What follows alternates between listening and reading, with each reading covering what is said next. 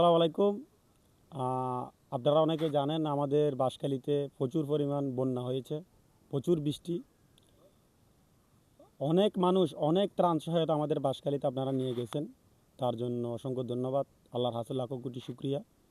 তবে আমার একটাই দাবি, আপনারা ত্রাণ নিয়ে যাইতেছেন ভালো কথা, সে ত্রাণগুলা যারা পায় নাই, প্রকৃত যারা তাদের হাতে যেন যায়, সেই ইয়াটা অবশ্যই চেষ্টা করবেন। কারণ যারা পাইছে তারা 100 বার পাইছে, যারা পায়নি তারা একবারও পায়নি। আমি দেখছি আর কি, আমার মতে আমাকে অনেকে জানাইছে, মানে যারা পাইছে তারা অনেকবার পাইছে, যারা পায়নি তারা একবারও পায়নি। তো যারা ত্রাণ নিয়ে যাবেন অবশ্যই যারা পায় নাই, যে এলাকায় অনেক ওয়ার্ড আছে, অনেক এলাকা আছে, মানে এখনও প্লাবিত, কোনো ত্রাণ পায় নাই, সেখানে গিয়ে আপনারা ত্রাণটা দিবের চেষ্টা করবেন।